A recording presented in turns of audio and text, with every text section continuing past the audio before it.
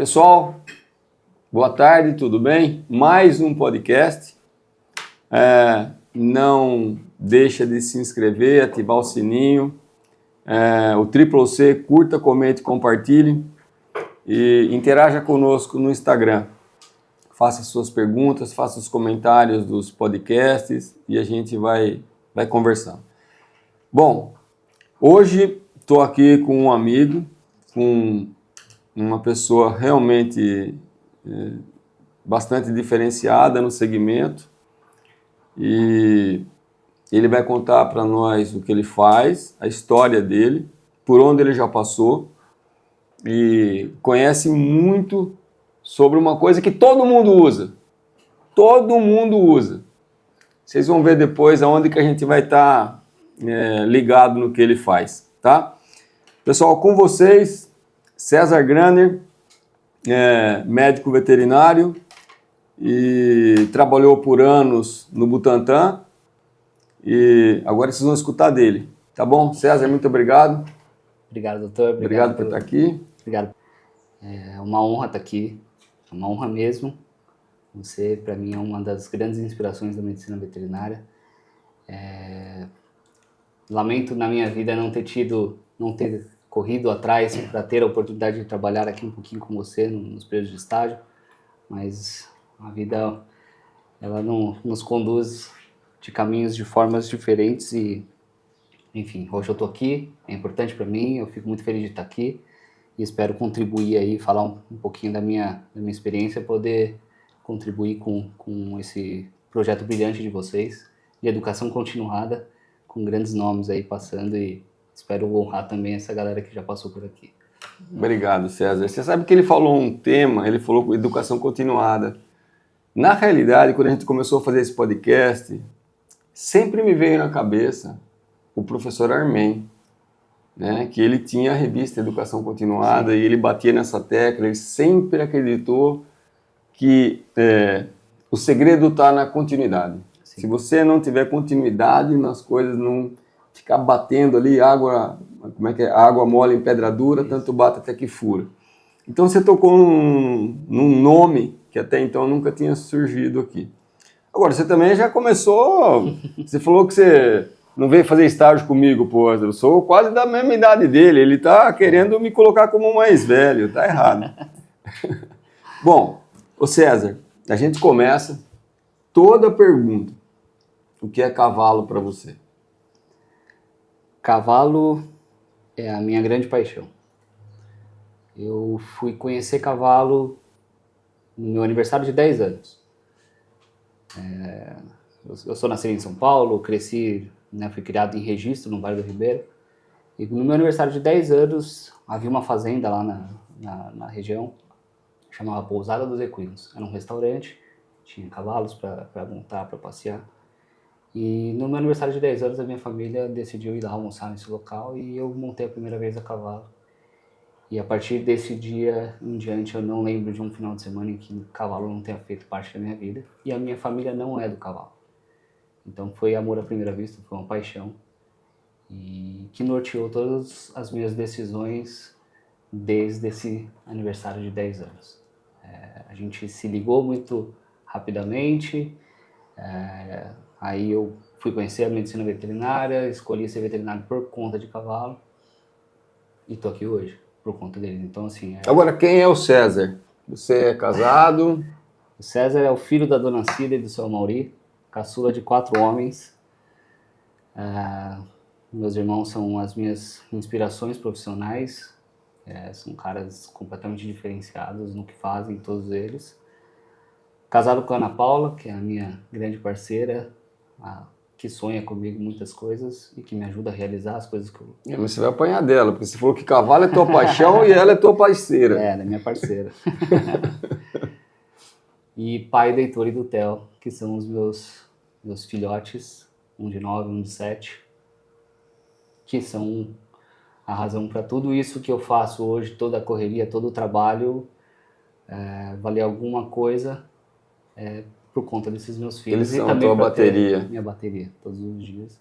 E também para trazer um pouco de mais de orgulho para os meus pais, que já tem bastante com os meus irmãos, que eles são muito diferenciados mesmo. Enfim, o César é um cara trabalhador que vive bastante em função da família, sempre focando em trazer coisas boas para a família, mas cuidando melhor ainda dos cavalos. Bom, você mora em São Roque, Moro em São Roque. você tem o seu negócio em São Roque, Sim. Tá. O negócio é em São Roque. e você trabalhou muito tempo no Butantã, Trabalhei 8 anos no Instituto Butantan, na fazenda. na fazenda. Como que chama a fazenda? Fazenda São Joaquim. Em São Roque. Em São Roque. Eu vim de São Paulo, de Registro para São Paulo em 2003 para fazer faculdade. E aí eu eu entrei na FMU e me formei em 2009. Durante o meu período de graduação fiz bastante estágio, sempre com equinos. E aí no finalzinho da faculdade eu tive um baque ali. Foi uma dificuldade que eu passei, que meio que deu também, fez eu cair no Butantã quando eu me formei. O professor Eduardo Bambam era meu orientador de estágio e faleceu. E eu tinha também o meu outro orientador de iniciação científica, que era o Guilherme Ferraz, que tinha acabado de sair para ir para Jabuticabal fazer o pós-doutorado dele. Nesse momento eu fiquei sem orientação dentro da faculdade. E eu sempre gostei muito de produção, de trabalho com escala, coisas do tipo. E eu fui atrás do professor de TPOA, né, Tecnologia e Produtos de Origem Animal, o professor Ricardo Calil.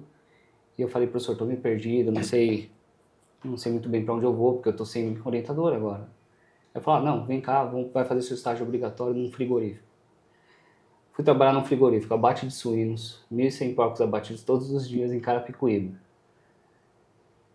Num dado dia, a gente está lá, finalizou o expediente, o veterinário, que era o meu coordenador, o meu chefe, o Rodrigo, falou, vamos ter um amigo que trabalha lá na fazenda do Butantã e tem um cavalo para castrar lá, vamos lá? Vamos. Tava querendo voltar pro cavalo, né? E aí eu fui nessa fazenda, aqui em São Roque, no canto 44. Cheguei na fazenda, vi aquele mundo de cavalo, 700 e poucos cavalos soltos, todos. Ainda tem quase 800 cavalos. Tem por aí. E fomos lá, castramos o cavalo, e nesse dia eu fiquei sabendo que existia um programa de aprimoramento profissional dentro da fazenda. Então eu estava finalizando, estava me formando, e aí eu soube desse programa de aprimoramento profissional. E abria a inscrição no final do ano. Eu me inscrevi, estudei, me inscrevi, fiz a prova, passei. Em 2010, em fevereiro de 2010, eu estava ingressando no Instituto Butantan como aprimorando. Eram 2 anos de aprimoramento profissional. E eu fiquei, então, esses 2 anos como aprimorando e fui efetivado ao final do aprimoramento. Em março de 2012, eu já era veterinário contratado da Fundação Butantan, que é um órgão de apoio ao Instituto. E aí eu fiquei lá mais 6 anos trabalhando na produção de plasmas e perimunes, que é a matéria-prima para a produção de soros e perimunes heterólogos. O famoso sorante ofídico, sorante tetânico, sorante rápido, produzido em cavalo, para uso humano. E aí eu fui me especializando nessa área. Muito legal. Então você era mais ligado ao cavalo ou ao laboratório ou um pouquinho de cada? Um pouco de cada. Qual a sua habilidade com cobra? Nenhuma. Nenhuma. No início, o foco era cavalo. Então, o programa de aprimoramento profissional, ele chamava Manejo Clínico e Sanitário de Equinos Soroprodutores. Não tinha nada a ver com produção. Só que eu sempre fui curioso, acabei de falar que eu sempre gostei de produção, de escala, essas coisas. E tinha um intervalinho no setor veterinário, eu corria para a produção e ia lá ver como que era. Tinha um intervalo na veterinária, corria todos os dias. E eram dois núcleos separados, eram 2 áreas diferentes. E para mim aquilo não fazia sentido, porque o setor de produção ele só poderia funcionar com o aval do setor veterinário. E o setor veterinário tinha que respeitar o que o setor de produção estava fazendo. Então as 2 coisas tinham que andar juntas. E era uma coisa que eu questionava sempre o meu chefe, o Ronaldo. Ronaldo, por que não junta isso tudo? Não fica uma coisa só. Vai para a produção, antes de ir para a produção passa pela inspeção veterinária, depois vai para a produção. e depois que fez a produção, volta para o setor veterinário para uma nova inspeção. Conversa vai, conversa vem, um ano passa, outro ano passa, em 2013 a gente conseguiu juntar as duas áreas. E aí eu passei então a ser clínico e produtor, e ficar no setor de produção. Então eu fazia essa interface do animal, liberação desse animal para ele produzir, e avaliação desse animal depois que ele produzir. Se esse animal tivesse algum problema, interromper a participação dele no processo produtivo. Eu tinha esse aval. Essa era a minha responsabilidade. Garantir que esse animal só iria produzir se ele estivesse dentro das principais faculdades físicas que ele poderia dispor. Se ele tivesse qualquer problema de saúde, ele não poderia produzir. Se ele estivesse recebendo qualquer tipo de medicação, ele não poderia produzir. Então foi um trabalho árduo de introdução, de juntar essas duas áreas, mas que valeu muito a pena em segurança de produto lá na frente para as pessoas. Pensa comigo que o processo de purificação do plasma, ele não garante a remoção da penicilina, por exemplo. O cavalo tomou uma dose de pentabiótico lá atrás. Se ele não teve período de carência respeitado, e esse cavalo produziu plasma, e esse plasma foi para a produção do soro depois, e a pessoa lá na frente recebe a aplicação do soro para salvar contra uma picada de cobra, e ela tem... Ele tá tomando antibiótico. E ela tem alergia à penicilina, ela morre por choque anafilático em função da penicilina e não do... E não do soro, e não do envenenamento. Então olha o tamanho da responsabilidade, a gente está falando de pessoas. Então, a gente teve que criar um sistema de proteção de dados ali de cada cavalo para evitar que isso acontecesse. Vamos fazer de tudo um pouco, de clínica, cirurgia, quando necessário. Então, eu ia perguntar isso aí mais à frente, né? O controle de qualidade, como é que vocês faziam, quais os principais critérios? Você já está falando que um cavalo com... Mas aí existem limites de tempo, né? O espaço temporal. Você dava um Banamine para um cavalo. Exato. Existe um período de carência. Então, cada produto... Via de regra, um anti-inflamatório a gente respeitava 30 dias. E os antibióticos 60. A gente precisa garantir que não tem rastro. E a gente sabe que 40, 45 dias não tem mais nada. Mas a gente precisa ter um limite, porque 40, 45 dias é o padrão. E tem cavalo que tem metabolismo mais lento. E vai demorar mais tempo para expelir. E por mais que a gente não encontre isso, né, não tenha métodos para diagnosticar isso, ou que eles custem muito caro, a gente abre a janela um pouco mais e garante que o produto vai estar seguro lá na frente. Isso foi aceito, à época, pelo Departamento de Qualidade. Então, via de regra, era isso que a gente aplicava. 30 dias para anti-inflamatórios e 60 dias para os antibióticos. Esse é um controle de qualidade feito quando a gente está falando de plasma para a produção de soro, matéria-prima para soro. Quando a gente está falando de plasma para utilização em outra, para utilização transfusional, o plasma hiperimune no caso, a gente está falando de outra conversa. Então se vai aplicar num outro... A tolerância é menor. A tolerância é menor. A janela é menor. Então o antibiótico hoje a gente coloca aí 30 dias. O animal precisou ser tratado com antibiótico, ele é afastado por 30 dias, só vai entrar na produção de novo, se ele tiver condições, 30 dias depois. Ô César, agora ainda batendo nessa tecla, né? Aqui embaixo eu estava aqui, como é que a gente, critérios para um bom doador. Uhum. Mas você está falando, então vamos adiantar um pouquinho. Por exemplo, o cavalo teve garrotilho, Streptococcus equi. Você deu antibiótico. Ou às vezes você fala assim, puxa, se eu der antibiótico, eu vou barrar a extração. O cavalo está imunizado, teoricamente é um bom doador, teoricamente vai ter bastante produto a ser extraído desse indivíduo, e daí ele está com um quadro leve de garrotilho. Daí fica aquela linha. A gente está falando de do antibiótico ou aguardo. A gente está falando de plasma transfusional ou plasma matéria-prima? Se a gente estiver falando de plasma matéria-prima, a gente controla um pouquinho acompanha esse animal e se for possível produzir com ele, se for um garrotilho leve, tudo bem, a gente produz. Agora, se for para plasma transfusional, eu tenho que lembrar que eu posso gerar um surto numa outra propriedade e que o animal que vai receber pode estar sendo infectado pelo meu animal. Então eu não posso tirar. Para a produção de plasma hiperimune transfusional, eu não posso considerar. Isso está completamente fora de cogitação. Esse animal, a primeira coisa que que eu vou ter que fazer é isolar esse animal completamente dos demais produtores para depois que ele tiver 100% recuperado, tratado, ele poder voltar para a atividade. Senão eu posso gerar um surto na propriedade que compra o meu produto lá na frente. E os cuidados com... a gente está falando de antibiótico, a gente está falando de anti-inflamatório, mas, por exemplo, dor crônica, um cavalo que tem uma dor crônica, que não é doente, não é um... Então, Tem... assim, eu não recomendaria que esse animal fosse para produção. Porque o animal que tem dor crônica, ele tem cortisol alto. Um animal com cortisol alto, ele tem baixa resposta imune. Então, a partir do momento que você tenta fazer estímulos com esquemas de imunização, ele não vai responder tão adequadamente. Animais com dor crônica não são ideais para esse tipo de produção, do ponto de vista transfusional.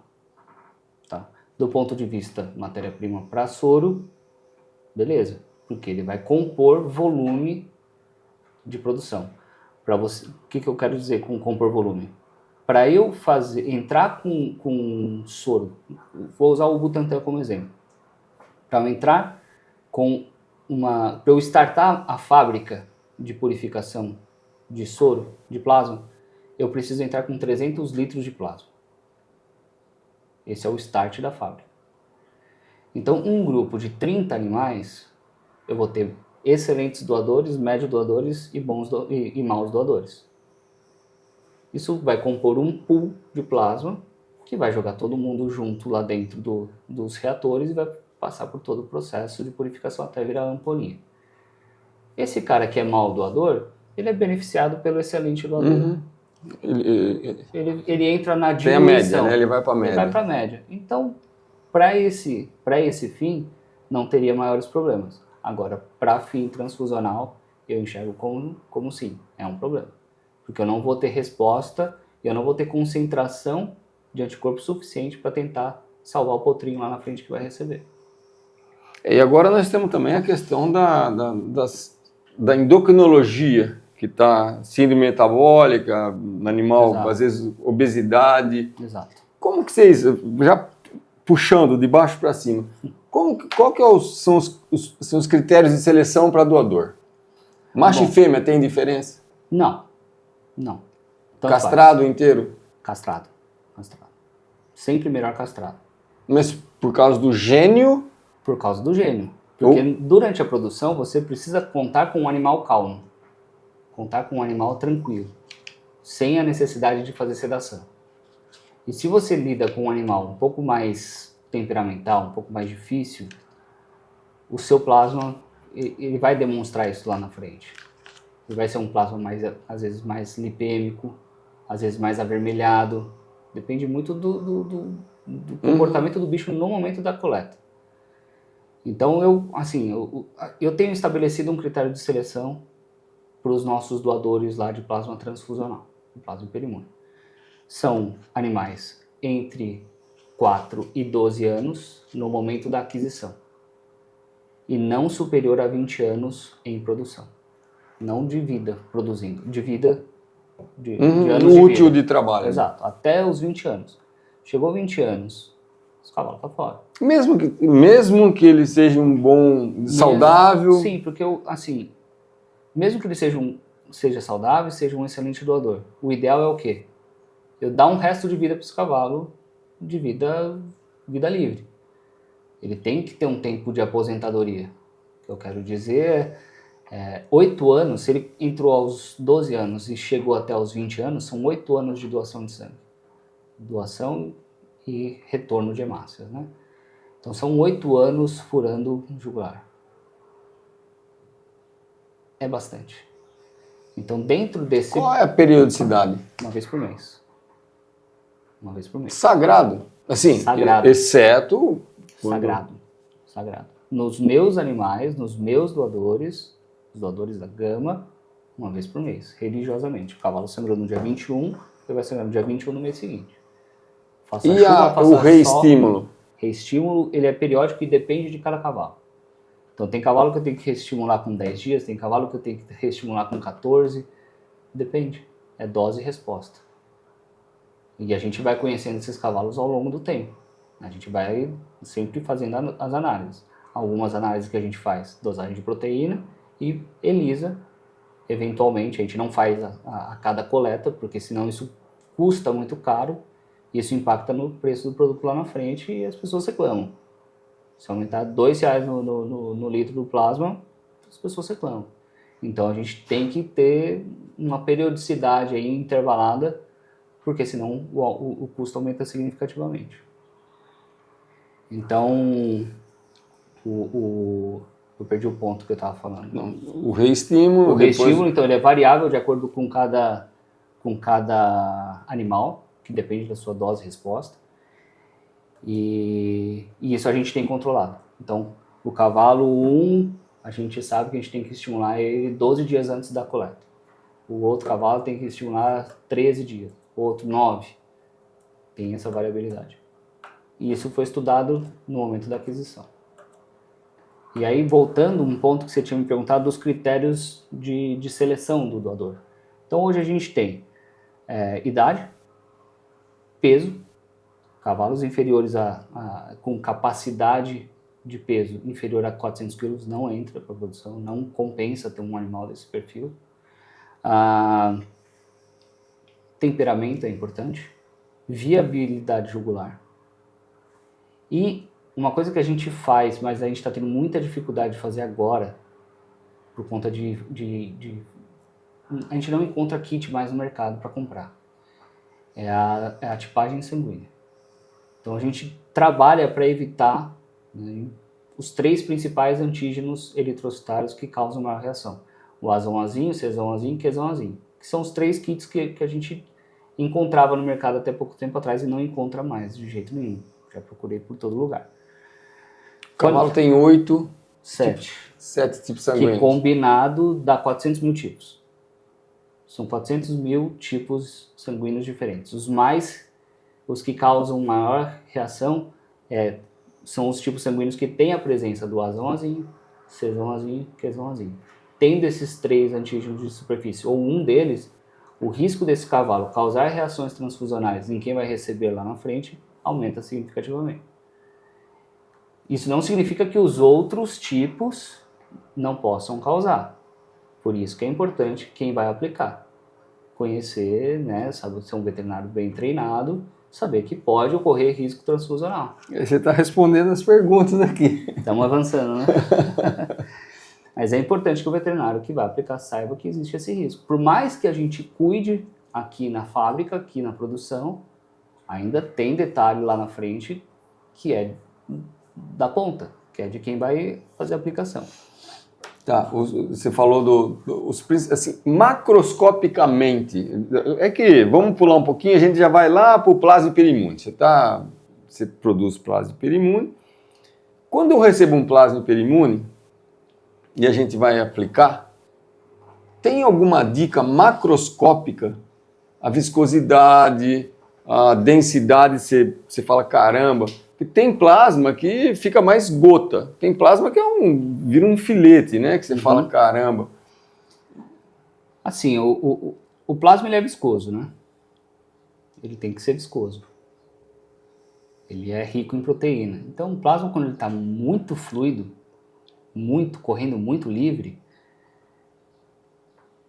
alguma coisa... Via de regra, então a viscosidade já é um ponto... Exato, a viscosidade é um ponto importante de você avaliar. Mas se for muito líquido, muito fluido, estranha um pouco. Pode ser ou que a proteína está baixa, ou que teve algum tipo de diluição. Né? Que é um risco, infelizmente, quando a gente não tem regulamentação no mercado. Quais as principais indicações de plasma terapia? Bom, hoje a principal, o carro-chefe é falha de transferência de imunidade passiva, aplicação nos potrinhos, 24 horas depois que nasce, não deu lá a concentração adequada de imunoglobulina, fazer a aplicação do plasma para corrigir essa falha. A gente tem muita indicação hoje para quadros de cólica, para quadros de colite, e alguns bons veterinários utilizando em cavalos que estão com hepatopatia, porque os animais hepatopatas diminuem a produção de albumina e o plasma é uma forma de você repor. Né? A gente está caminhando, a gente vem trabalhando, acho que até você utilizou, né, a albumina que a gente produziu, a albumina purificada, a gente vem trabalhando para disponibilizar as proteínas individualizadas para o clínico, mas na veterinária a gente tem essa dificuldade do marco regulatório do hemoderivado. Então a gente fica travado. Tem diversos momentos que a gente tem que parar e falar, não, vamos esperar o órgão regulador se manifestar. Então hoje a gente tem que usar o plasma mesmo para essas condições. Então, falha de transferência de imunidade passiva, cólicas, cirurgias, colites e hepatopatias. Hipoproteinemia de uma forma geral. Exatamente, hipoproteinemia causada por caquexia, causada por má alimentação, animal que ficou abandonado no rapador, na pedreira por muito tempo, está seco, está muito magro, às vezes você precisa dar um suporte para esse animal voltar a ter alguma fome. Então a transfusão com plasma nesses casos funciona bastante. Eu até tenho uma ONG que resgata cavalos, chama Abraço Animal. Eu dou assistência lá, até gostaria de dar mais assistência do que eu estou dando atualmente. Eventualmente, quando precisa, chega um animal muito magro, resgatado, a gente faz a aplicação do plasma para o bicho despontar. E, em geral, esses animais voltam a comer meio que no mesmo dia, já começam a se alimentar melhor. Não tem dados científicos para isso, mas é só uma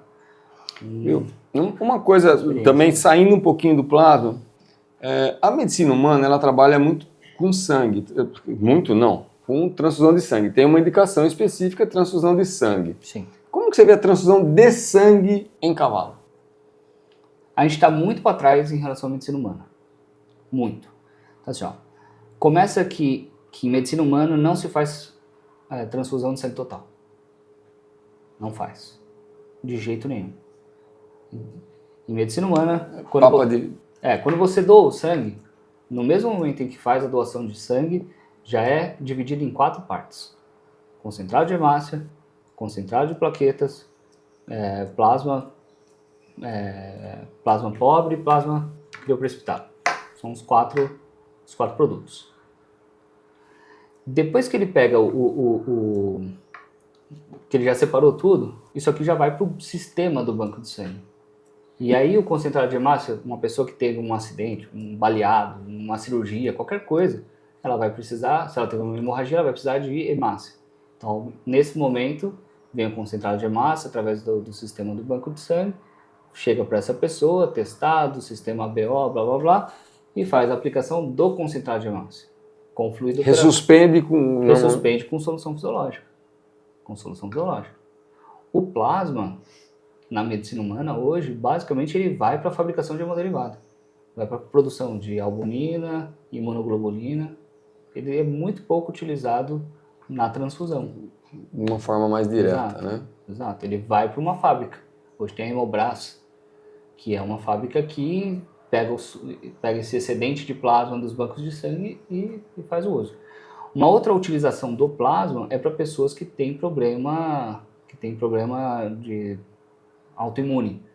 Então, a pessoa tem uma trombocitopenia, ou melhor, tem aquela púrpura trombocitopênica, é uma doença autoimune, ela precisa passar por um procedimento de retirada do próprio plasma, porque os anticorpos estão ali matando essa pessoa.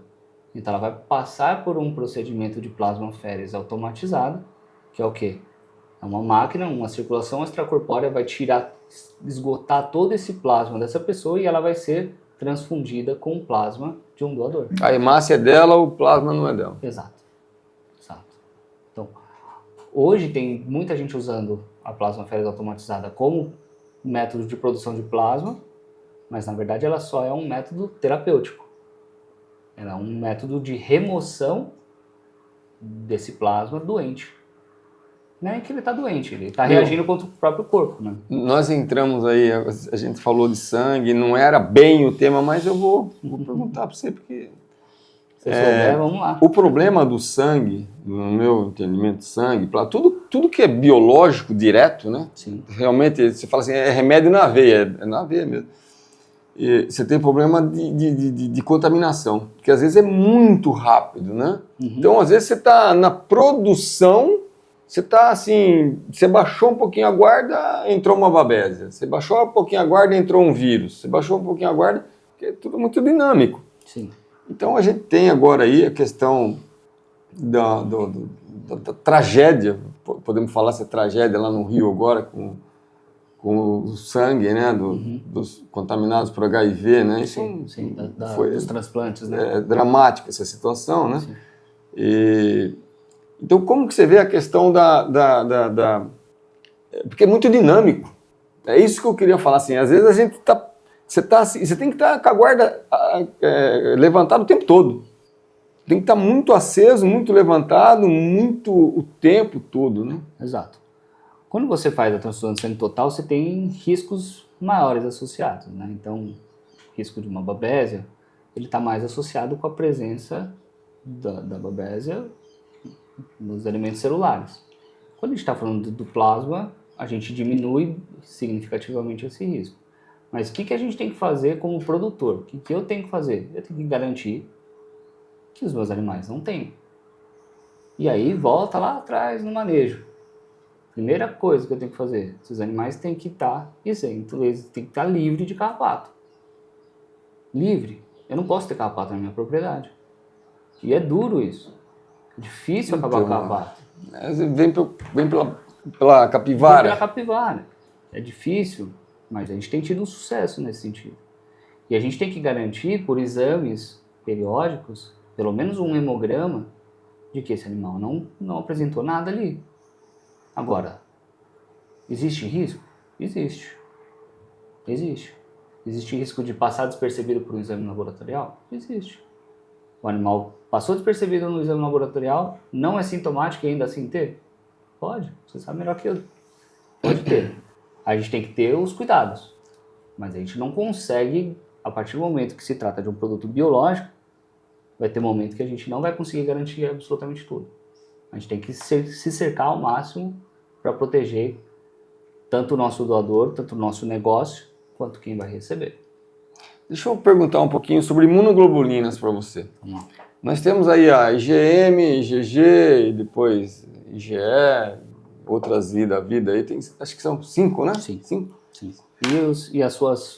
E seus subtipos lá. E depois os complementos, Isso. né? Uma loucura essa questão aí. E as duas principais, disparadas, a IgG é a principal, óbvio, né? Acho que é 70% é IgG, depois IgM. Sim. Nós temos como... O que elas efetivamente... assim, a IgM é mais para caso mais agudo, mais primário, IgG é mais crônico, mas a efetividade delas é parecida? Não. A IgM, ela é a primeira resposta. A primeira resposta. O plasmócito lá, depois que ele foi sensibilizado, o primeiro anticorpo que ele produz é a IgM. Ela tem uma grande capacidade de encontrar as coisas, encontrar os antígenos, mas uma baixa especificidade. Ou seja, ele pega meio que tudo. A IgG é mais específica. A IgM é de alta afinidade. A IgG é alta afinidade. Então, quando a gente quer que isso vale para o plasma, tanto transfusional quanto para o matéria-prima de soro. Quando a gente quer ter uma boa resposta no tratamento utilizando a imunoglobulina, a gente tem que trabalhar buscando a imunoglobulina G. Então, o que eu faço para o meu doador ser um bom produtor? Imunização de base, que é a prima vacinação. Uhum. Ah, mas eu comprei um animal que é bem controlado. Tudo bem. Não estou discutindo o que você fez lá atrás. Eu tô vendo o que ele tem que fazer para mim agora. Então, a imunização de base, eu vou passar pela resposta de IgM e depois eu vou entrar na E vai resposta manter de na IgG. IgG. Exato. Quando eu tenho resposta boa de IgG, eu tenho alta capacidade neutralizante. Alta capacidade neutralizante. Esse é o fato. Uma imunização de base, geralmente, leva 60 dias para a gente sair do IgM até o IgG, até a resposta de IgG ser uma resposta adequada. Geralmente 60 dias. E como que a gente vê isso daí em testes? ELISA, ou eletroforese, ou os dois. Depende também do tipo de trabalho que você está conduzindo. O ELISA, se você estiver produzindo um soro antiofídico, por exemplo, o ELISA é uma forma bem eficiente. E você consegue testar alta capacidade neutralizante. Só que, por exemplo, para soro antiofídico, o que é aceito, não sei se teve alguma mudança recente, mas o que era aceito até então era teste em vivo. O ELISA não era aceito, tinha que testar em coelho. Injeta lá o veneno no coelho, depois injeta o soro e vê se teve resposta. Esse é o teste aceito. Era o teste aceito até pouco tempo atrás. Então são formas de você testar. Agora, quantificar um e outro, eletroforese você consegue quantificar certinho. E ELISA também, os dois. O ELISA também ELISA também. é Você quantitativo. você consegue identificar a sua concentração. Consegue identificar a concentração dos dois, tanto de IgM quanto de IgG. Entendi. Depende muito do kit que você vai estar usando. Voltando um pouquinho lá no Butantan, quais os soros que eles produzem lá? Ixi, vamos ver se eu lembro. Já tem 6 anos que eu saí de lá. Eram 13 tipos. Botrópico, crotálico, laquético, escorpiônico, elapídico, aracnídico, tétano, botulismo, difteria. Tinha contra-abelha, raiva e os conjugados. Botrópico, laquético, botrópico, crotálico. 13 tipos, lembrei. Mas e os clostridiums da vida? Ficam onde? Clostridium botulíneo, o botulínico, né? O soro antibotulínico e o... Tetânico. E o tetânico e o... São esses dois. São soros distintos, né? A produção distinta. O soro antibotulínico, ele era um soro somente para as Forças Armadas. Ele era um soro estratégico para a guerra biológica. Então, não Por quê? tinham 6, na minha época, tinham 6 cavalos em produção. Então, aqui na frente tem aqui botulismo. Você falou a palavra botulismo na minha frente. Botulismo eu vejo como uma doença emergente para equinos, Sim. por questões climáticas e questões alimentares. Eu vejo que a incidência a gente percebe isso e vai aumentar ainda por alguns anos, até o mercado se reequacionar. E é dramático, porque você pega um cavalo com botulismo, primeiro, o diagnóstico é dificílimo, comprovação laboratorial é dificílima. Segundo, não tem o que fazer. Você chora. Tem uns 2 anos, mais ou menos, eu estava dando consultoria para uma indústria farmacêutica aqui do Brasil, na produção de soros. E uma das demandas que surgiu no período que a gente estava conduzindo lá o trabalho era de produzir soro antibotulínico para equinos, para o mercado veterinário. Animal. E esbarrou no Ministério da Agricultura. Minto. O Ministério da Agricultura demandou essa indústria para que ela conduzisse a produção. Eles não tinham mais antígeno para imunizar os cavalos para isso. E aí não tinha o que fazer. Só que no passado essa empresa produziu soro antibotulínico. E eles tinham um pouquinho de soro antibotulínico lá para tentar retestar. E aí fizemos o teste, ele já tinha perdido toda a atividade neutralizante, não tinha mais o que fazer, foi descartado, enfim. Mas o Ministério da Agricultura, eu acredito que ele esteja atento com essa necessidade e ele vem conversando com algumas indústrias para essa produção. Só que para você conseguir produzir, você precisa de uma licença Exército. Uma licença muito difícil, porque é uma bactéria muito perigosa. Muito perigosa. Então, Quem tem hoje anuência para trabalhar com esse antígeno? Que eu saiba, só o Butantan. É o único local que tem capacidade de produção. Que tem capacidade de produzir o antígeno com segurança biológica adequada e imunizar os seus cavalos. Por uma questão de estratégia, não sei se é uma estratégia institucional ou se é só o que a instituição é permitida fazer, isso não fica aberto para o mercado veterinário, fica só para o mercado humano. Mercado entre aspas. Então, mas você está falando que Clostridium é muito perigoso. Óbvio que é perigoso. Mas, em termos de laboratório, é perigoso? Então, as regras para manipulação do Clostridium são muito exigentes, são muito altas. Tudo anaeróbico. O tétano, eu acho que o tétano serve com a mesma linha. Em termos de produção de antígeno. Né? Não da periculosidade. Tem que ver qual que é o... Aí não é minha especialidade, mas tem que ver qual que é a característica do crescimento dessa bactéria e produção desse antígeno. Porque uma coisa é ela sobreviver no ambiente, outra coisa é você, num ambiente laboratorial, conseguir replicá-la o suficiente para produzir o antígeno. Isso já é uma demanda muito difícil. Eu não sou laboratorista, bacteriologista, não sou nada. Mas eu, particularmente, eu acho assim, nós estamos engatinhando com o botulismo na veterinária. Eu acho que a questão do... Porque o botulismo humano, eles têm aí o subtipo C, D... Isso. A, B e E. A, B e E. A, B e E. Então, A, B e E. Eu, particularmente, acho que as outras toxinas são tão mais... Por que as outras... Porque são 7, teoricamente, patogênicas, né? Que têm virulência, que são agridem o organismo. Então, eu acho que... Onde eu quero chegar? O soro humano não é tão eficaz na veterinária para cavalos. O soro humano, por causa das toxinas.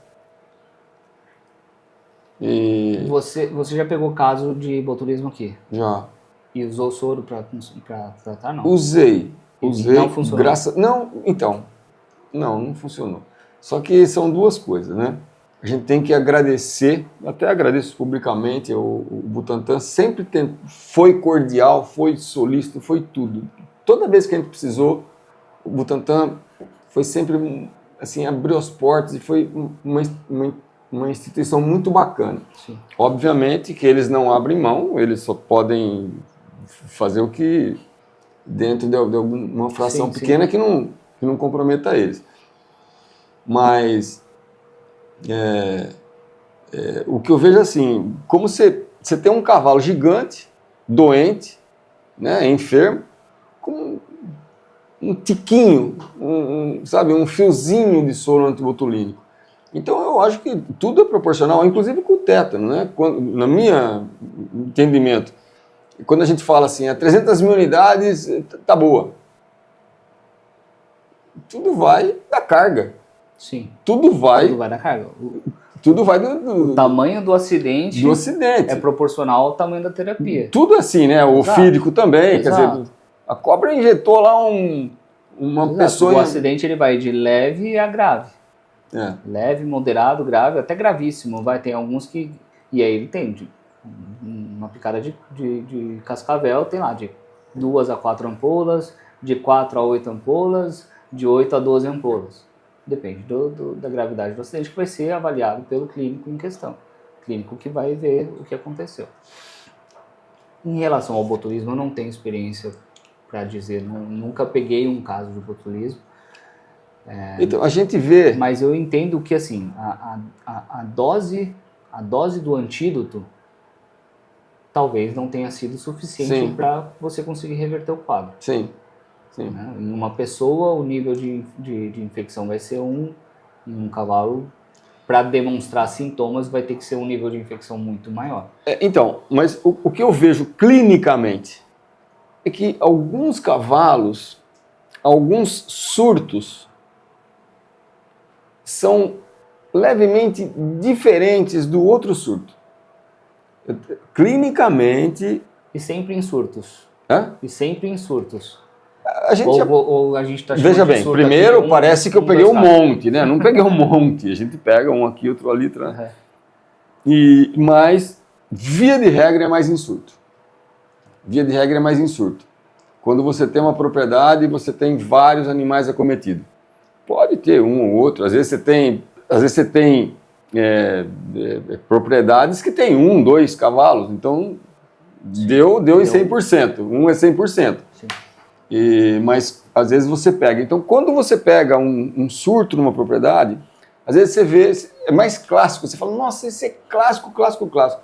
E logo ali, passa uns meses, você vê outra propriedade, em outro lugar, outro bioma. Também é botulismo, mas você vê que é um pouquinho diferente, é um caso um pouco mais distorcido.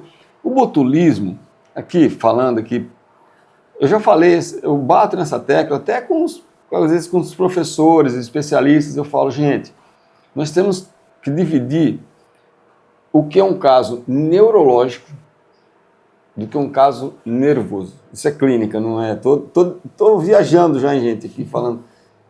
O caso neurológico,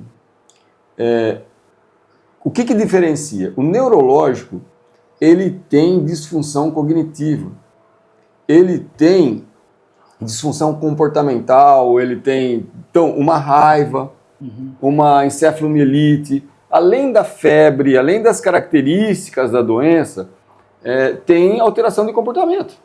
Sim. Né? Então o cavalo fica um monte.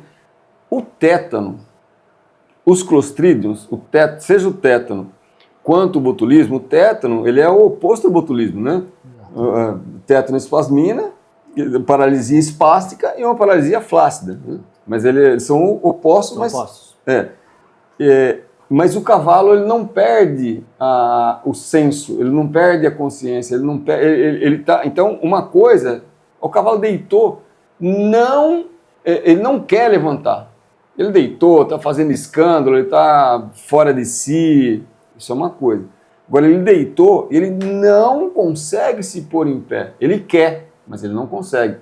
Então o cavalo com botulismo, às vezes ele quer fazer alguma coisa e não consegue. Dá dó de ação, porque é terrível. Sim. Ele não consegue beber água, ele quer, não consegue. Como o tétano, né? Não consegue, Sim. Ele não consegue deglutir, não consegue, vai até parada respiratória. Então a gente vê que é uma doença dramática, grave, muito mais, eu entendo que é muito mais frequente do que a gente pensa, como você falou, subclínica, clínica, leve, grave, muito grave. Então, eu acho que tem alguma situação que é muito leve e às vezes até discreta, que o cavalo passou.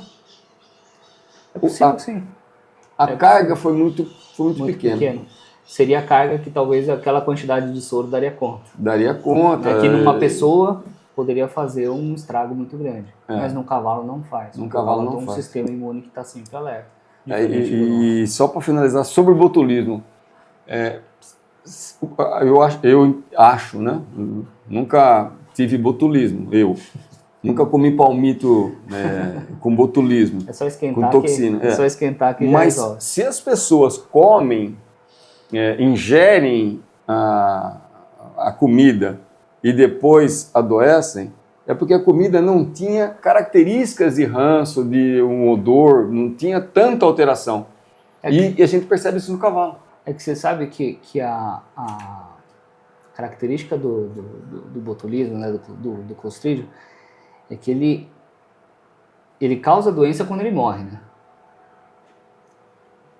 É a toxina, não é a bactéria. Então, na comida enlatada, o que acontece? O cara fez o palmito lá, colocou o palmito lá dentro, fechou, gerou a anaerobiose ali e fez o primeiro aquecimento, que é normal do processo de produção do palmito. Fez o aquecimentinho lá. Ele matou tudo que tinha de bactéria ali dentro. E deixou o quê? A toxina. A toxina. Ela esporulou e soltou a toxina. Primeiro ela esporula, depois ela solta a toxina. Soltou a toxina lá. Se você quiser evitar que isso aconteça, né, de você consumir, você pega essa toxina é termolábil, ela é uma toxina idiota. Você esquentar 40 graus, uma aquecidinha, acabou, não tem risco nenhum. Você não tem risco nenhum. Ela é tão... Ela é termolábil, ela é sensível. Instável. Ela é instável. A 40 graus ela quebra. E aí você come um alimento seguro. Então por isso que é recomendável qualquer comida enlatada você aquecer. E por isso que me causa um pouco estranheza a gente morando num país quente, né? Numa região tropical quente, a gente ter tanto caso, como você está apontando. Tudo bem que a gente também está em região úmida e aí às vezes fica meio empoçado naquela água, escondido. É estranho, é difícil entender o porquê que tem tido esses casos de botulismo. Se é uma toxina simples de eliminar. Bom, O próprio ambiente eliminaria. Depois a gente fala de botulismo, mais de botulismo, mas vamos voltar aqui nos tipos aqui, né? Bom, a gente já falou de escolha de doadora, ranking, né? Momento de colheitas também você já falou. Você vê, você falou que aos 20 anos, acontece de cavalo entrar em depressão imunológico, parar? Acontece, bastante. Bastante? Bastante, inclusive em cavalos de produção de soro, né, de plasma para soro antiofídico.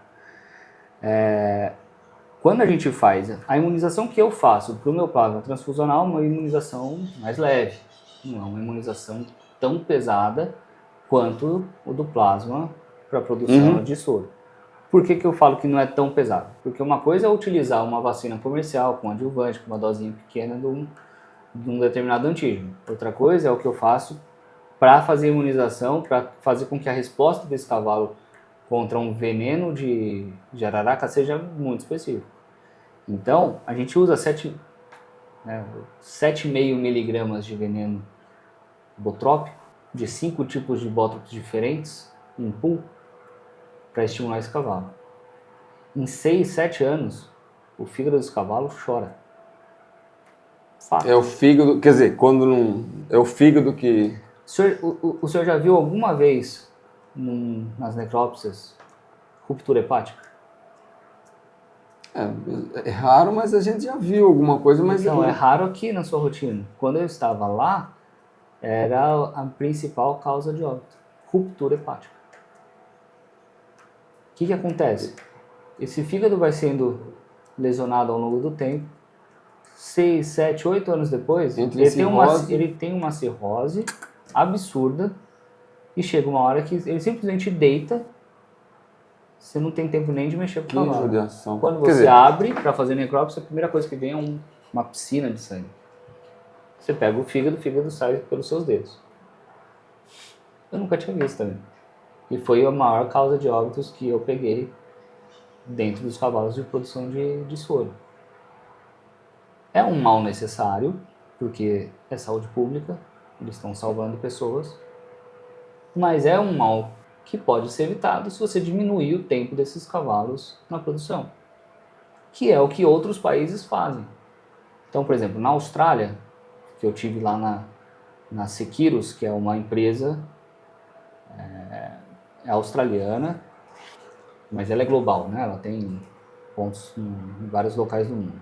Na Seqirus, os cavalos ficam no máximo 7 anos em produção. O máximo. Sendo que a preferência deles é para 5. Só fica mais 2 anos se o cavalo for muito bom respondedor e ele estiver plenamente perfeito de saúde. Senão ele está fora. Substitui o cavalo. Troca o cavalo. Então esse tempo já é conhecido. Dá amiloidose fazer imunização em cavalo. A gente fez um monte de pesquisa junto com o pessoal da USP. Nós achamos um cavalo com amiloidose. Agora com cirrose, um monte. Então, tempo de exposição prolongada ao antígeno. Entendi. E o começo? O primeiro... Assim, vamos falar, você falou de imunidade passiva, um potrinho nasce... quando que o sistema imunológico dele começa efetivamente a ser mais ativo? Tem variação. Isso é meio controverso. Tem gente que fala que o potro não nasceu pronto, precisa, né, ele vai ficar pronto com 15, 20 dias. Assim, para começar a fazer imunização do potro, o que tem se preconizado aí é a partir dos 4 meses, 5 meses, né, algumas propriedades. Eu Na minha criação, que é bem pequenininha, eu inicio sempre com 5 meses. Acho que é um período adequado, está perto do período que eu estou começando a pensar em desmamar. Então eu trabalho com esse período de 5 Então, meses. mas dos 5, 6 meses que ele já está ativo, qual o primeiro...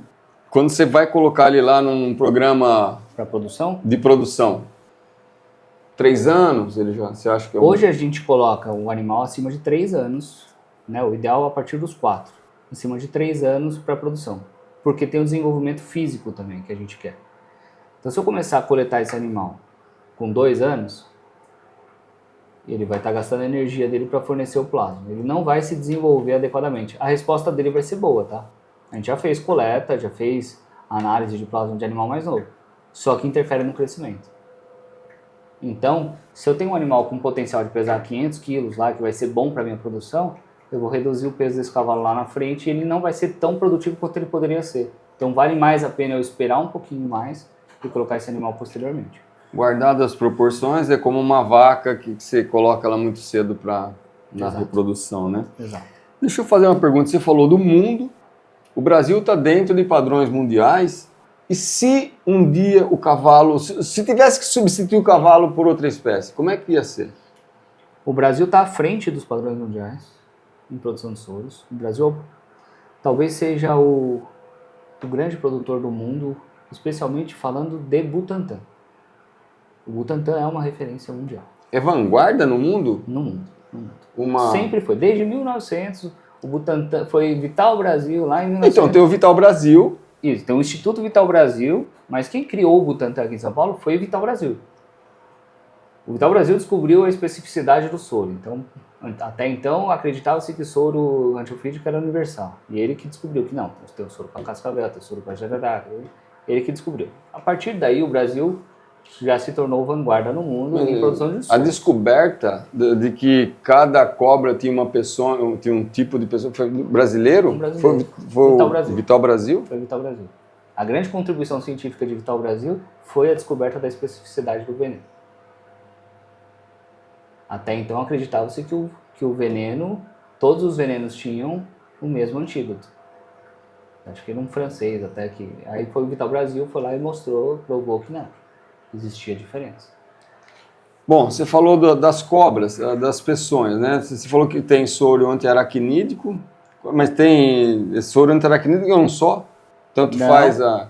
Então, o soro antiaracnídico, ele é um pool que vai contra Loxosceles e Foneutra. Então, mas Loxosceles e Foneutra. Foneutra é a armadeira e a Loxosceles é a areia marrom. Então é um pool contra as duas. Porque os envenenamentos das aranhas são parecidos. Então, nesse caso, prefere-se fazer a aplicação em pool. Melhor do que por exemplo, o soro, a picada de jararaca é muito diferente da de cascavel. O botrópico e o crotárico é muito diferente. Então, preconiza-se o soro específico. Agora, para situações em que você não tem... Então, você falou, as bótropes, elas não têm a mesma similaridade? Você falou que a gente coloca 5 tipos de São, se eu não me engano, 20 espécies de bótropes no Brasil. 20 espécies. E são 5 principais. A principal de todas é a jararaca, bótropes jararaca. E aí tem jararacuçu, urutu, enfim, tem mais 2 tipos que eu não vou lembrar, Novide e Atrox, acho que é isso. Esses outros 4 compõem cada um 12,5% do pool de veneno que vai aplicar no animal.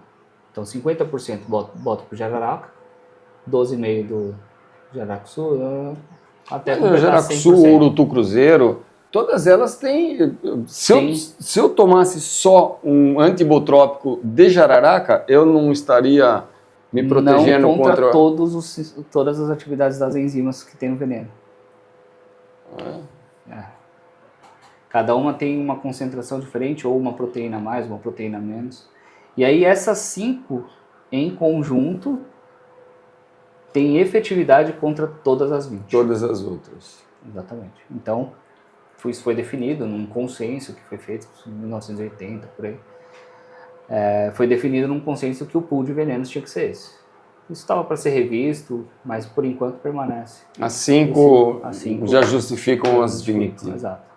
A E ainda tem que crotálica... pensar que tem, por exemplo, crotálico, tem 2 cascavéis. Então, só para a gente falar, botrópicos são as jararacas. Isso. Crotálicos são as cascavéis. Aí tem a Elapídico?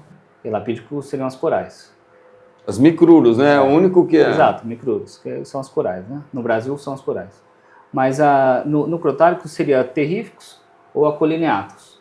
Acolineatos não é utilizado para produção, não é utilizado para a produção do antígeno, porque ela tem uma fração dentro do seu veneno, tem uma fração supressora do sistema imune. Quando aplica isso no cavalo, a resposta dele vai lá pro chão. E ele não dose. Isso foi descoberto, né, ao longo do tempo, era um pool com as duas, e aí foi removido, colineatos, a resposta contra terríficos foi lá em cima e protege contra colineatos. São as 2 cascavéis de maior. E laqueses? Laqueses é a surucucu, ela ocorre muito no norte do Brasil, né, norte e nordeste, um pouquinho da zona da mata ali. É uma cobra muito grande, com um acidente muito parecido com o da Bótropos.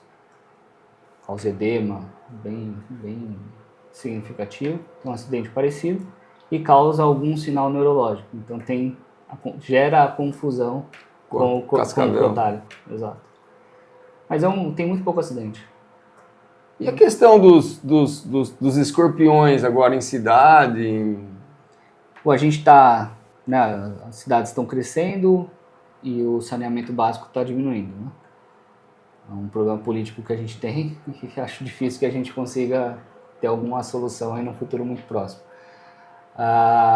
Onde tem barata, tem escorpião. Onde tem barata, tem escorpião. Isso é uma regra. Se tem muita barata, vai aparecer escorpião. E o escorpião, quando ele está numa situação de estresse, ele não precisa de macho e fêmea. Ele se reproduz sozinho. Não sabia? Não, por isso que é impossível combater escorpião, a não ser com galinha d'Angora. Acho que é o método mais efetivo. E por isso a gente tem hoje nas grandes cidades, até no interior próximo já, São Roque é uma cidade que está com problema com escorpião. A gente tem um problema muito grave. Os títios cerulatos, que é o escorpião amarelo, que é o mais perigoso. É extremamente perigoso para crianças até 7 anos, para idosos acima dos 65 e para pacientes imunodeprimidos, né? Pessoas com HIV, etc. É muito perigoso. Leva a óbito, pode matar. E se não tiver soro, o único tratamento para isso é soro. Se picar qualquer um de nós, adultos, normal, que está tudo bem com a saúde, você só vai sentir uma dor absurda. É uma picada muito dolorida. É uma picada tão dolorida a ponto de, quando a gente imuniza um cavalo com veneno escorpiônico, isso era a regra, né? Tinha uma tropa de 30 cavalos lá, a gente fazia a imunização no dorso do cavalo. 10 minutos depois estavam todos os cavalos arqueados, com dor no dorso. Aí ao longo do tempo a gente foi melhorando, foi colocando um pouquinho de lidocaína para dar uma diminuída na dor, os cavalos foram melhorando, não sentiam mais a dor no momento da aplicação. E eu sentia a dor só depois de umas 5, 6 horas. Macroscopicamente observando, a dor do escorpião era a inoculada mais dolorosa. Era a pior de todas. Não tinha comparação. Nenhuma imunização causava dor, só do escorpião. E a gente está falando de uma dosinha pequenininha. Nem é aquela gota inteira do bicho te picando. Mas dizem que a jararaca também é bem dolorido, né? As bótropes, né? É dolorido, mas é dolorido mais pelo efeito que ela causa posteriormente. Como a quantidade que a gente aplica num animal para a produção é bem pequena, ela não causa o sintoma doloroso. Ela causa depois algum... Né, o processo de imunização pode gerar a formação de abscessos. Então, essa geração de abscessos que causa um pouco de dor. Mas nada do veneno mesmo. O veneno escorpiônico causa dor. E outros animais não peçonhentos, mas venenosos? Tem alguma coisa, veneno de sapo, veneno de algum outro... Para soro, você disse? Para soro. Existe uma preocupação de ter algum cavalinho ali para uma eventualidade? Olha, não sei se é uma realidade agora, não era uma realidade no meu tempo lá. Não era. A gente tinha os 13 grupos e 12 grupos em produção e o desenvolvimento do soro antiápico, que falava, né? Que é o contra a abelha, a Apis mellifera, né? A abelha africana. Então, basicamente eram esses 12 tipos e não tinha muita conversa sobre novos desenvolvimentos para animais pouco incidência muito, exato, muito incidência baixa, né? Exato. Agora, o grande foco é você produzir antídotos contra animais peçonhentos. Por quê? O peçonhento, ele é o animal que vai lá e... Sim, ele te pega, né? Agora, o animal que é venenoso, fica longe dele que tá tudo bem. Então, mas por exemplo, vamos sair agora devagar um pouquinho. Cachorro que morde o sapo. Não tem espaço para você ter O cachorro que morde o sapo, ele vai ter que ser na base do carvão ativado, coisas do tipo. Então, mas não teria um espaço para um laboratório fazer, ó, tem aqui um soro como é que chama? Bufo marino? Bufos, né? Antibufos. Então, não sei. Isso é uma questão de custo. Custa muito caro produzir soro, né? E voltando para a pergunta da vanguarda, eu vou tentar fazer uma conexão desse ponto com do Brasil estar na vanguarda do mundo. O Brasil é o único país do mundo que tem soro na rede pública de saúde. Se levar uma picada de cascavel nos Estados Unidos, pode comprar seu caixão e espera. Que é uma fortuna, uma pequena fortuna para você tomar o soro contra a cascavel lá. Você tem que pagar. No Brasil, não. No Brasil é tudo via SUS. Sistema Único de Saúde. E na África? Na África não tem, morre. No Brasil, inclusive, o Instituto Butantan... Aqui também, na América Latina também. Tem muita incidência. Também. Não tem na rede pública? Não tem. O Brasil está na vanguarda do mundo. Só que para isso, a produção ela é feita por quem? Por um órgão do governo, que é o Instituto Butantan. Ou o Instituto Vital Brasil, ou Fundação Ezequiel Dias, que são 3 produtores do Brasil. Hoje são 3? São 3. Eu não sei se as outras 2 estão produzindo a todo vapor, mas no meu tempo eram 3 produtores. Governamental e pessoas, seres humanos. Daí nós temos a Lema, nós temos outros dali. Isso, tem Lema, tem Decra. Aí, indo para o mercado veterinário, tem essas outras 2.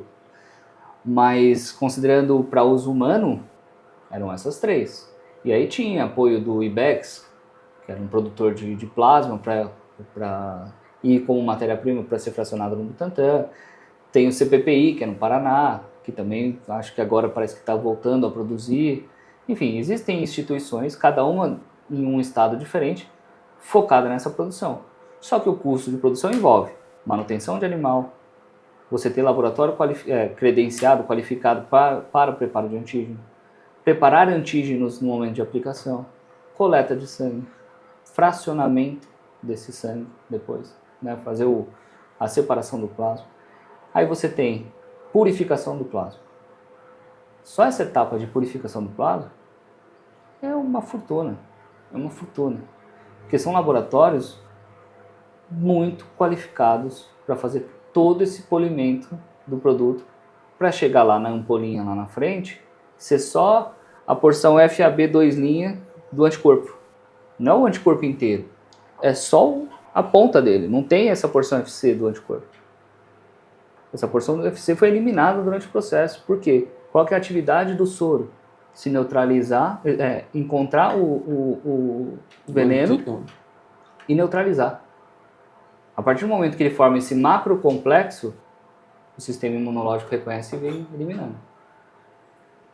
Se tiver a porção FC, o sistema complemento ativa, mata a pessoa por choque anafilático. Então, é um processo muito complexo, muito caro. Então, por isso que animais que não são peçonhentos acabam ficando de fora na produção de antídotos para o Sistema Único de Saúde. Entendi. Quando você fala assim, vou pegar o veneno da cobra e vou inocular no cavalo.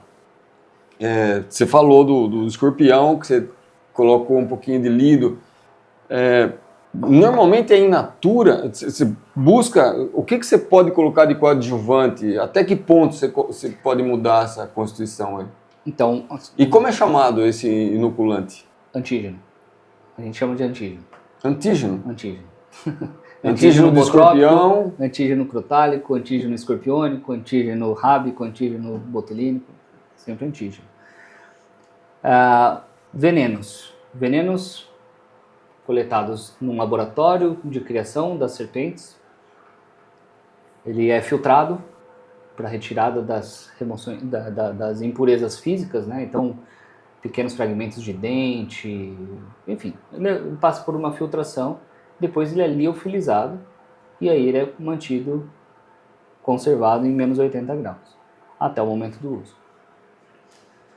Quando vai usar, você ressuspende esse veneno, né? Ressuspende ele numa solução chamada PBS, e você vai fazer o preparo do seu adjuvante. Depende do estágio da imunização, pode ser uma emulsão água-óleo, ou pode ser só uma emulsão de PBS, ou pode ser só uma solução de PBS. O que é uma emulsão água-óleo?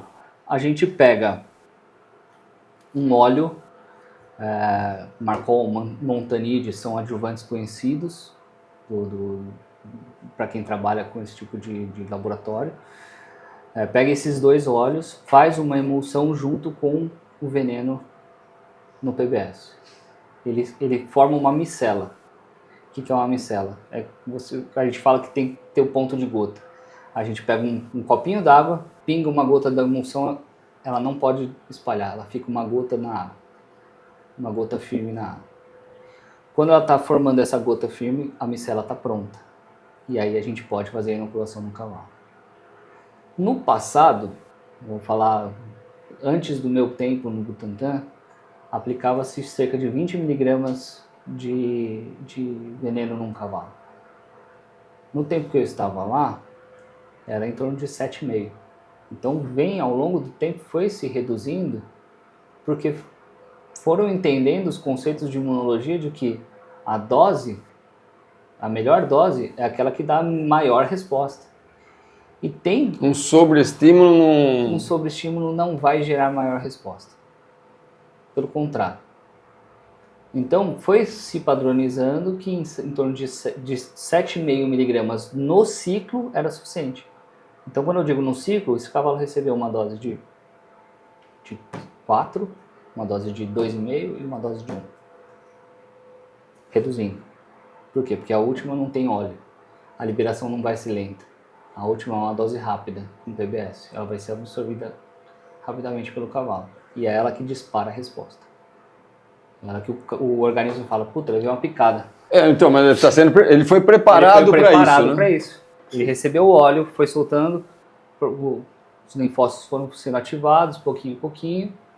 Aí veio a segunda dose, opa, tá estranho. Quando vem a última dose, ele dispara a resposta. Eu já estou com a minha maquinaria toda pronta, é só soltar os tanques de guerra.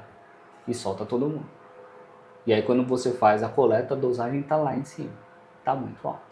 Agora, São Roque, agora brincando um pouquinho, porque pelo amor de Deus, que é fantástico o que você está falando aqui, mas é denso, né? É denso. São Roque tem bastante cobra, né? Tem bastante. Às vezes as cobras picam os cavalos, eles dão risada. Porque...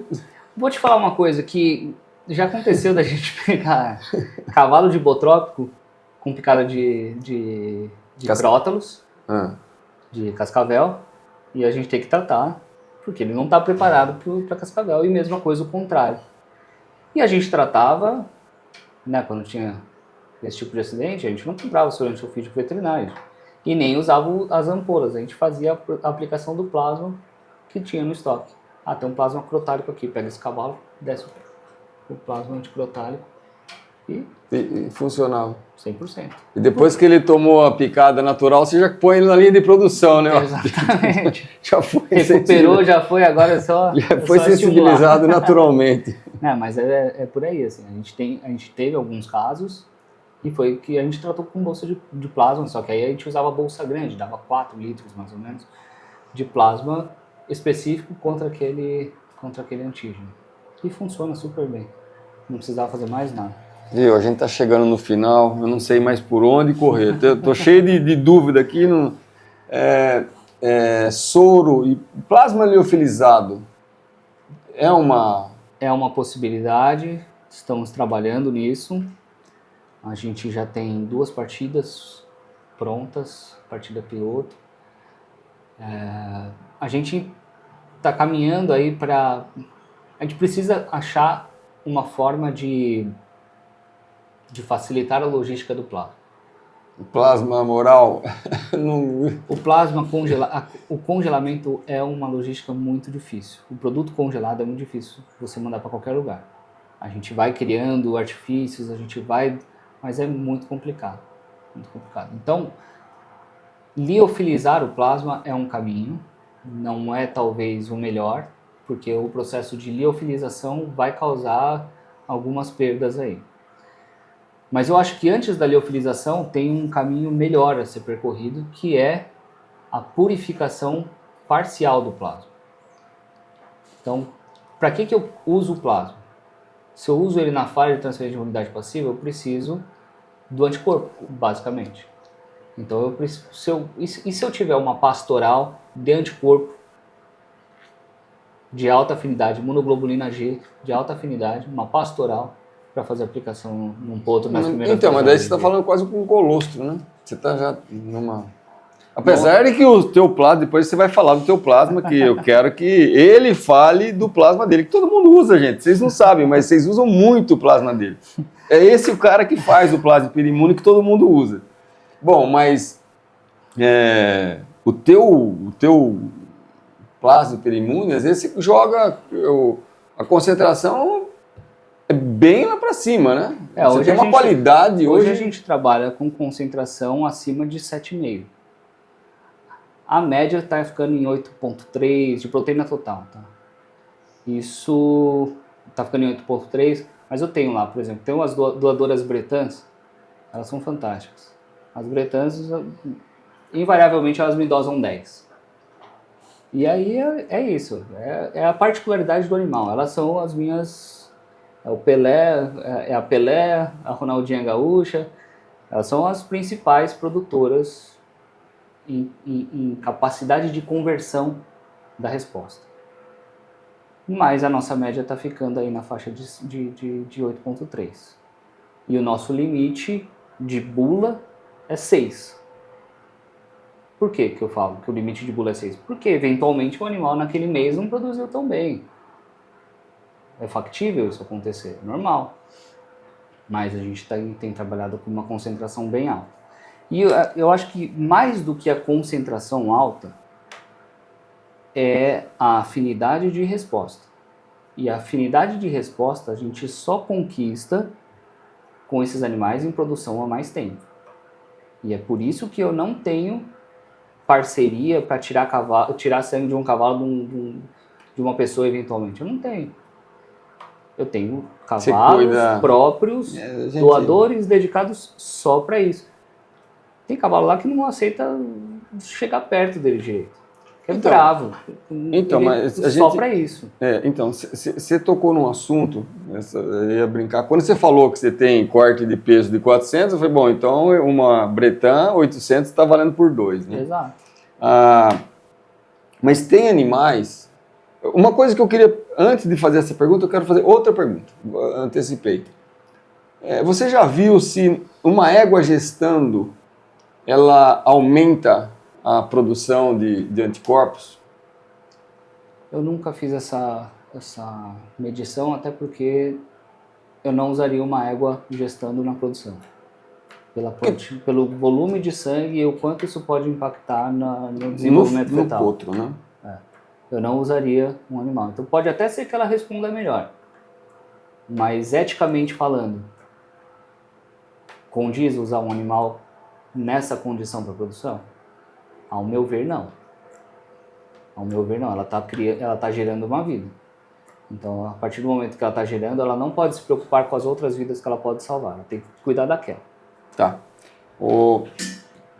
Não, essa resposta já está dada. É porque realmente eu fico pensando se o sistema imunológico, teoricamente, ele está mais ativo, está mais atento, ativo, exato. Está bem mais ativo. Então, acredito que em respostas, sim, talvez ela esteja melhor.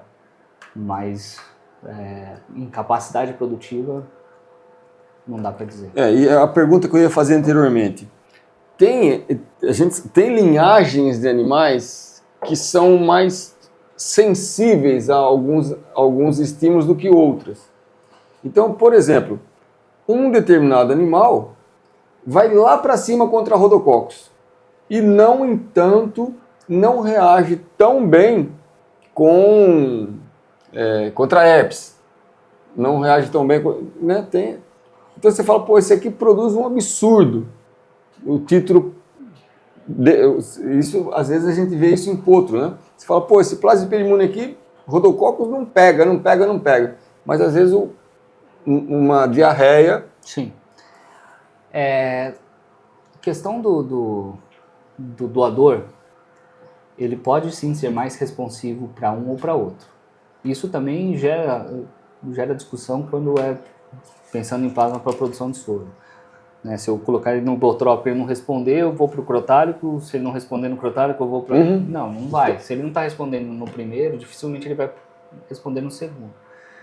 Mas é uma discussão boa, porque tem doenças que a gente tem, quando a gente faz a imunização, o cavalo responde melhor, tem outras que não respondem tão bem.